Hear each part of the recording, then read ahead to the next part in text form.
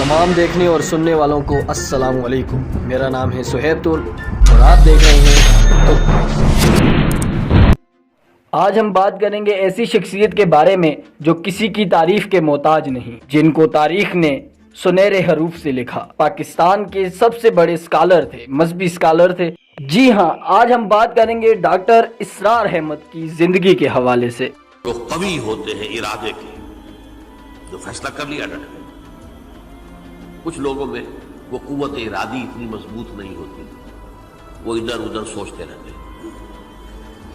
کچھ لوگ ڈاکٹر اسرار احمد جو کہ اسلامی اسکالر تھے، آپ قرآن مجید کو بیان کرنے اور دلوں میں بیٹھانے کے ماہر تھے۔ ڈاکٹر اسرار احمد بھارت کے ضلع ہریانہ میں پیدا ہوئے۔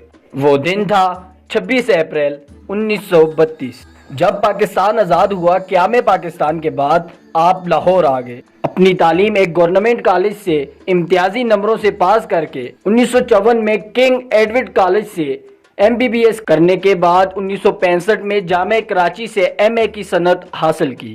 آپ نے 1971 تک میڈیکل پریکٹس بھی کی۔ دوران تعلیم آپ اسلامی جمعیت سے وابستہ رہے اور بہتر کارکردگی کی وجہ سے نظام اعلیٰ مقرر کیے گئے۔ زمانہ تعلیم میں ہی ان کی شناخت ایک مدرس سے کی جاتی تھی۔ آپ کم عمر میں ہی درس قرآن دیا کرتے تھے۔ تعلیم مکمل کرنے کے بعد آپ جماعت اسلامی کے رکن بن گئے، لیکن سیاست سے نفرت کے باعث انہوں نے جماعت اسلامی کو الوداع کر دیا، یعنی کہ استعفیٰ دے دیا۔ پھر تبلیغی جماعت کے ساتھ جڑ گئے اور 2 سال تک تبلیغی جماعت کے ساتھ ہی رہے۔ پھر درس قرآن دینے لگے۔ وہ اپنا زیادہ تر وقت صرف قرآن مجید کو سیکھنے، سمجھنے اور پڑھنے میں گزارتے تھے۔ ان کا بیان کیا گیا علم ہم تک پہنچتا تھا جو دلوں کو جھنجھوڑ کر لوگوں کو سوچنے پر مجبور کر دیتا تھا۔ دل سخت ہو جائے تو کوئی شے اثر نہیں کرتی۔ ثم قست قلوبکم فہی کالحجارۃ او اشد قسوۃ، یہ جو بنی اسرائیل کے بارے میں کہا کہ تمہارے دل سخت ہوتے چلے اور وہ پتھروں کے مانند ہو گئے، بلکہ پتھروں سے بھی زیادہ سخت۔ تو قرآن اس کے اوپر آئے گا، پھسل جائے گا، چلا جائے گا۔ پتھروں پہ کیا پانی کا اثر؟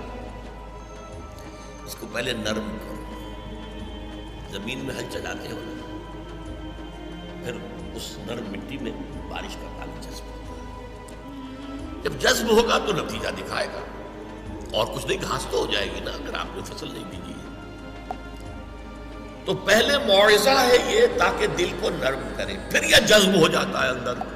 1970 میں آپ 2 سال کے طویل عرصے تک مکہ مکرمہ میں قیام پذیر رہے اور اس دوران حج کی شہادت بھی نصیب ہوئی، جو کہ بہت کم لوگوں کو نصیب ہوتی ہے۔ الحمد والنعمت لك والملك لا شريك لك لبيك اللهم لبيك۔ آپ نے 1972 میں انجمن خدام القرآن کی بنیاد رکھی۔ 1976 میں قرآن اکیڈمی قائم کی تاکہ پاکستانی مسلمان قرآن مجید کو سمجھ سکیں۔ قرآن مجید سے آپ کو اتنی محبت تھی کہ وہ قرآن مجید بیان بھی کرتے تھے، ترجمہ بھی کرتے تھے، تشریح بھی کرتے تھے اور لوگوں کے دلوں میں بھی بٹھاتے تھے۔ ظاہری طور پر وہ عالم نہیں تھے، لیکن بطور خود انہوں نے پہاڑ جتنا علم اپنے اندر سمیٹ لیا۔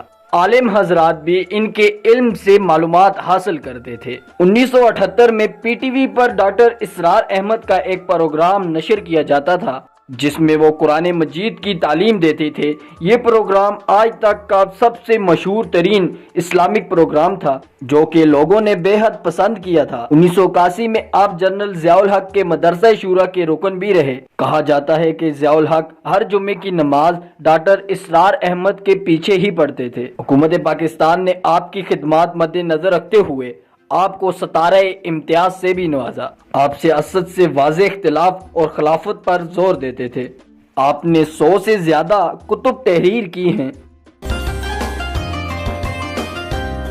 ڈاکٹر اسرار احمد کی تاریخ پیدائش ہے 26 اپریل 1932۔ آپ وفات پائے تھے 14 اپریل 2010 کو۔ ڈاکٹر اسرار احمد کے 4 بیٹے ہیں، ان میں سب سے بڑے بیٹے عاقف سعید ہیں۔ عاقف سعید کی عمر 65 سال ہے۔ یہ government college Lahore, university of Punjab میں ایک مذہبی اسکالر ہیں کہ دوسرے بیٹے کا نام عارف رشید ہے جو کہ پچھلے 30 سال سے بنو مختار گروپ کے انویسٹر ہیں جہاں وہ اپنے اختیارات کا استعمال کرتے ہیں۔ ان کے علاوہ ان کے 2 اور بیٹے ہیں، عاطف ولید اور آصف حمید۔ ڈاکٹر اسرار احمد کی پیشن گوئیوں کی طرف جاتے ہیں۔ آپ نے ایک پیشن گوئی کی تھی جس میں ڈاکٹر اسرار احمد کا انداز گفتگو کچھ اس طرح کا تھا: عرب ممالک اگر کر بھی لیں اسرائیل کو قبول تو آپ نے اسرائیل کو قبول نہیں کرنا، کیونکہ غزوہ ہند کے موقع پر کالے جھنڈے والے ہندوستان سے نکلیں گے۔ عربوں کو کرنے دو قبول، ان کی مجبوری ہے۔ ڈاکٹر اسرار احمد کی پیشن گوئیاں اگر میں بیان کرنے پر آؤں تو 1 گھنٹے کی ویڈیو بنا سکتا ہوں، لیکن یہ ویڈیو تو ان کی زندگی کے حوالے سے تھی۔ اگر آپ چاہتے ہیں کہ میں اس موضوع پر ویڈیو بناؤں تو کمنٹ میں ضرور بتائیں۔ اپنا بہت سا خیال رکھیے گا، مجھے دیجیے اجازت، اب میں آپ کو ملوں گا ایسی ہی علمی ویڈیو میں، تب تک کے لیے اللہ حافظ۔ اور آخر میں اس ویڈیو کو ذرا غور سے سنیں کہ ڈاکٹر اسرار احمد کہنا کیا چاہتے ہیں۔ دل سخت ہو جائے تو کوئی شے اثر نہیں کرتی۔ ثم قست قلوبکم فہی کالحجارۃ او اشد قسوہ، یہ جو بنی اسرائیل کے بارے میں کہا کہ تمہارے دل سخت ہوتے چلے اور وہ پتھروں کی مانند ہو گئے، بلکہ پتھروں سے بھی زیادہ سخت۔ تو قرآن اس کے اوپر آئے گا، پھسل جائے گا، چلا جائے گا۔ پتھروں پہ کیا پانی کا اثر ہے؟ اس کو پہلے نرم کرو، زمین میں ہل چلاتے ہو نا، پھر اس نرم مٹی میں بارش کا پانی جذب ہوگا۔ جب جذب ہوگا تو نتیجہ دکھائے گا، اور کچھ نہیں، گھاس تو ہو جائے گی نا اگر آپ نے فصل نہیں بیجی ہے۔ تو پہلے معاوضہ ہے یہ تاکہ دل کو نرم کرے، پھر یہ جذب ہو جاتا ہے اندر۔